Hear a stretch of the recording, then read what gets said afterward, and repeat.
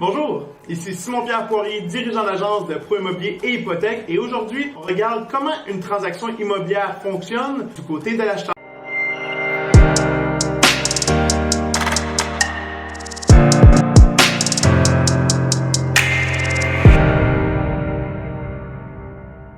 Première étape à faire pour un acheteur, c'est naturellement la préqualification.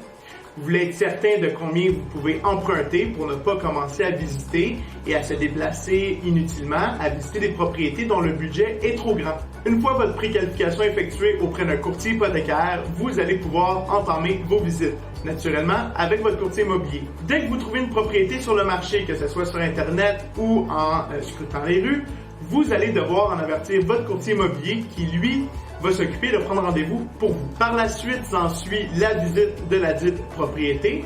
Donc, vous allez pouvoir vous déplacer avec votre courtier immobilier, poser toutes les questions que vous avez pour trouver finalement votre joyau.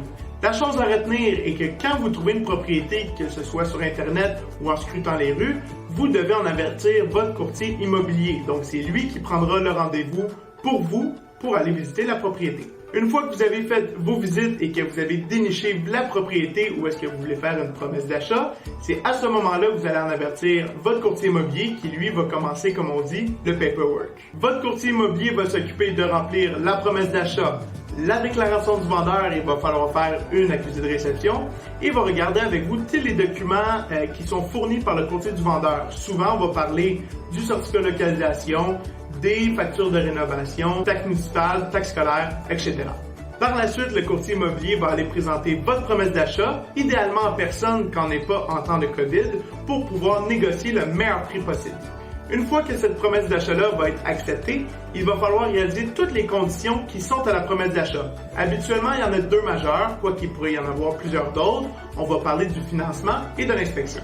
Quand toutes vos conditions de votre promesse d'achat sont réalisées, officiellement, vous venez d'acheter votre propriété. Pas si vite par contre, vous n'êtes pas encore propriétaire. Il va falloir passer chez le notaire, donc l'acte de vente qui va être signé devant le notaire devrait déjà être négocié avec le vendeur sur la promesse d'achat. Il ne reste plus qu'à prendre possession de la propriété avec la date qui a été établie entre les deux parties. Ça résume donc une transaction immobilière relativement complète. Bien évidemment, j'ai pas voulu rentrer dans les détails. Alors, c'était Simon-Pierre Poirier. N'hésitez pas à venir me suivre sur les réseaux sociaux, Instagram et Facebook.